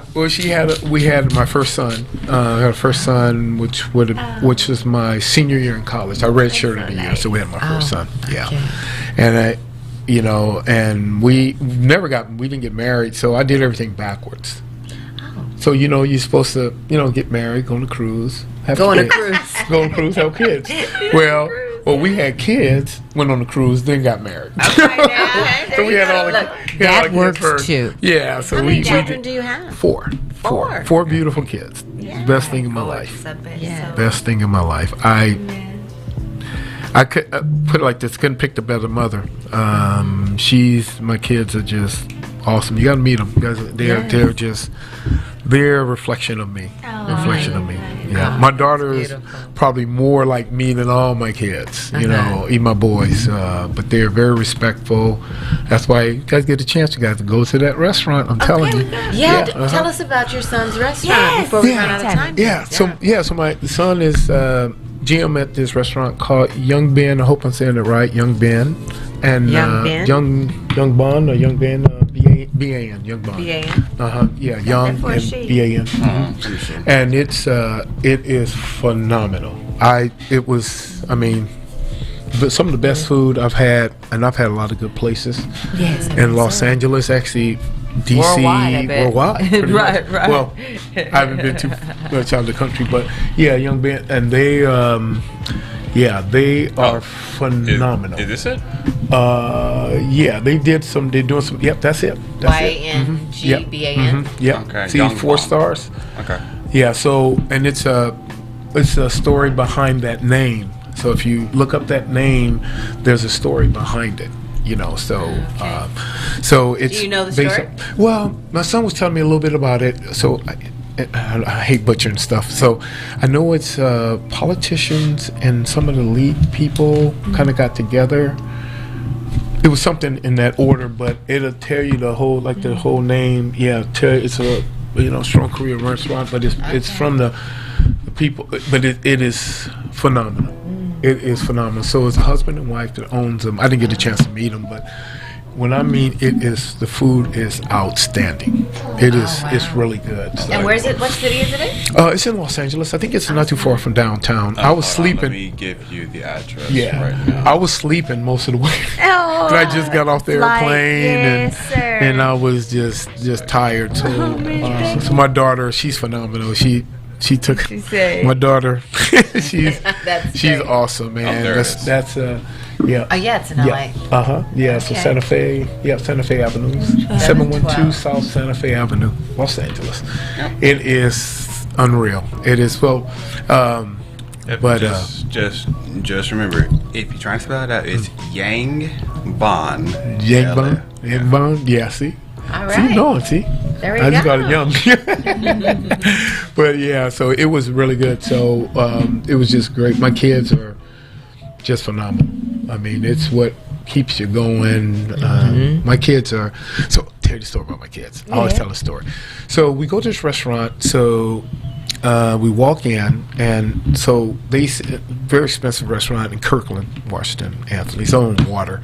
We walk in with 4 little kids. So my oldest, I want to say my youngest was 12. So I think my oldest was 12, and my youngest was maybe 2, maybe 3. And so he's still in the high chair, and we walk in, and we getting looks like, oh boy, These kids. here's these little kids, Oh, and they see somebody like me, and they go, oh boy, and they sit down. And I just always remember my youngest, the way he was eating his food, and he's eating it. So lady comes up to me, older lady, she comes up to me, she puts her arm around me. She said, hey, I've been living a long life. I've lived a great life. I've lived 84 years, and I've seen a lot of things. But I've never seen children this well mannered. And it was just, that's kind of one of my lights about my kids. And that's, I can tell you a story. When they were little, we drove to Texas, had car problems. We had to run the heater to keep and it was 106 degrees in Provo, Utah. We driving through, and I had to run the heater. Oh, wow. My kids never whined and cried one time. Oh, it's too hot. Not one time. We would stop every 100 miles because we were trying to make it to Texas. It took us 3 days to get there, but we had to run the heater to try to keep the temperature off the engine so the car wouldn't overheat. So we limped there, but that's my kids. They're just phenomenal, just phenomenal, very respectful, and and they're still like that. So, but I have no grandkids. Oh my goodness. No grandkids. So we've had a little rough patch, but we've kind of persevered. Yeah. Yeah. That's a beautiful story. Yeah.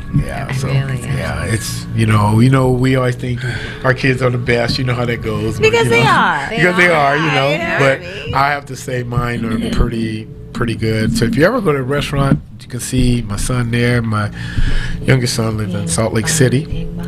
He works with Goldman Sachs. My daughter is apartment manager here in Santa Monica. Lives on the water. Oh my God. Oh, enjoy. You guys, I love that. And my oldest, my number 2 son, he's lives in Edmonds, and him and his wife, they're doing very well. And so he's a manager. He runs this Muse apartment complex in Everett, Washington. That's So nice. they're all doing good. They're all doing good. They're living their lives. So the amazing thing is, during COVID, I said, hey, you guys need anything? You need me to pay for it? Not one ask. Yeah. So I guess you guys are doing pretty Be hard. handling your business. Yeah, you guys Everybody are do doing what you so gotta do. that's when you know. So That is I a agree. blessing. Absolutely. yeah. So I kind of avoided college. It was too wild. College was a whole nother story. College was wild. That's good, though. Okay.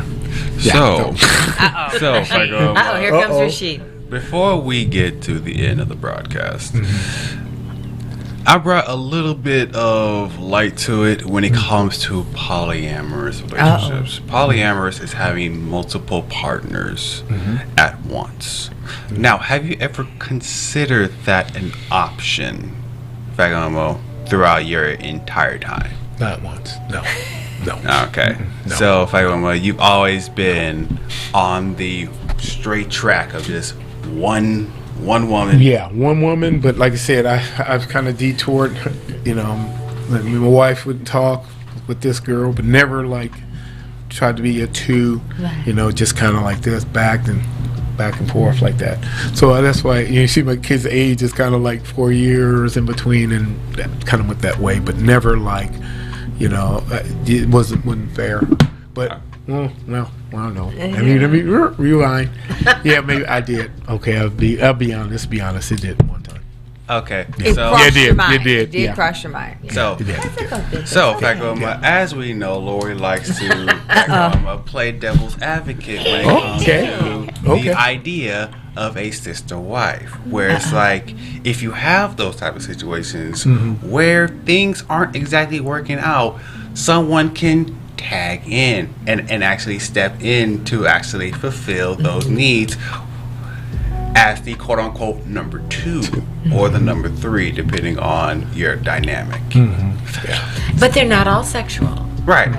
It's like, someone could be the nanny and raise the children, and the other one can have the career that goes out into the world. I mean, everybody in the relationship has a purpose, a function that creates a family. Right, and like this type of process. That's it. I'm like, It's like this type of process has definitely been picking up traction now, but it's something that's been going on forever in Middle Eastern countries. This is true. That's where they've had And the some African polyamorous, in some African countries where they've had the polyamorous, where it's just like one guy with these just multitude of women, and they work together to actually make the household work. Everything doesn't have to be about just bang bang bang. It could just be about just having a sort of family kind of network, right. where like every now and again, if one ain't giving up, next one up, but it doesn't have to always have that type of dynamic. It just be a straight up network of just she's tired, you take care of the kid, you do the laundry, you do the cooking, everyone has a specific role. Danny said, I'm like, wow. It creates a much more functional, sustainable, and potentially happy household. Lori, are you thinking? Now, the only thing that can put a monkey wrench in that is if someone gets very territorial, and like someone gets more jealous, What's going on? Right. and that's when the guy, concerned. the guy, he has to treat everyone equally, because if he doesn't treat everyone equally, then dissension among the ranks starts to conjure up. Right. Every relationship has a downside. Yes. Everybody gets jealous. That does happen. Well, Yeah. Jealousy. He really thinking about it. no, not about that. No, because Make it work. I'm sorry to the No, wife. I don't. I just explain things. I know. And it makes things Wow. interesting. Wow. Look, they got a show called Brother Husband now. Have you Yeah. seen? I haven't seen that one. Yeah. Brother Husband? Yes, man. Really? What channel does that come on? It's on that. Is it on Amazon Netflix? Prime? Bravo? Yes, one of those Bravo? with the yellow logo. Oh my God, I'll tell you. I'll look it up. TBS. No. It's somebody, but yeah, they got Brother. Really? What? What? Hey, they get the these flip reality shows are taking over. Oh man, I don't They're know. taking over. Hold on, I mean- yeah. I mean, Brother Wives. Look, we just saw it. Brother wives. Oh my Brother God. Wives. TLC. It's on TLC. TLC. I told you one of the TLC. yellow ones. Yeah. What, Yeah, what, but it's what is red. it? Ah, So that actually is a Seeking thing? Brother that's Husband. a thing. Yeah. I haven't seen the thing, but I think it's a thing. Meeting the family of the seeking brother. I told you. Seeking Scoops on brother each side, each husband. family and catch. And this has been There you going. go. Ah, There she see? go. Her and her two. Right. It is Exactly. us. Look. See? Look right there. Wait a minute. Right Two there. guys? Yeah. Yes. Look at you see how confident she said that? Yes. The pendulum swings both She ways. said yes. Oh no. He's like, what kind of mess is going No. I on don't know here? how this works. I don't know. What kind of show is this place? I do. No. That just means, Danny, that you will have to come back and join us Join- for our series of series of- Seeking Brother Husband. Okay, I'll watch. I don't know. You meet. You meet beautiful people all over the world, but I just. That's tough. It's tough. I mean, you. Yeah. Right. I mean, I can't believe it's 8 o'clock. Did you have a good time? Of course. Hey, that's not long enough. We need to I know. keep it going, you know. So I had a great time. Well, we are so appreciative that you came and shared your story with us. Such an inspirational woman. Yeah. Sorry, kind of. Some of the things is kind of like, you know. No, great time. You Great just want you to have time. fun. That's what it's all about. Yeah, for sure. No, you don't just come on and But no, tell me I all your enjoyed business. it. No, No, you just acting absolutely not. We're just silly. about entertainment. your time. Entertainment. Yeah. Do you think you'll come God back bless again you, and but visit thank us? You anytime you ask. All right, Danny. I can come back, see my babies. Well, I got 2 kids that live here, so I got 2 kids living in LA, and I love seeing them. So yeah, love seeing you guys. thanks again. It was so God good. bless See, as soon as I spotted her, Lord. I know. I mean, I was like, man, that same smile, same pretty, beautiful smile. Yes, She's she is. always same person. Yes, she is a dear Yep, heart. yep. Only difference is you have kids now. I have kids. I and do. grandkids. Oh, I'm I jealous. got 2 boys. I'm jealous. Ooh, they're my little Look, boys. man, I'm just. Ooh, wow. So cute. Oh my God. Right, well, okay, I'm going to take us out. Thank you so much, Danny. We appreciate it. You guys join us next week. We got some murder happening here. Murder and mimosas. And mimosas. Murder and mimosas. Thanks so much. Great You're very show, welcome. guys.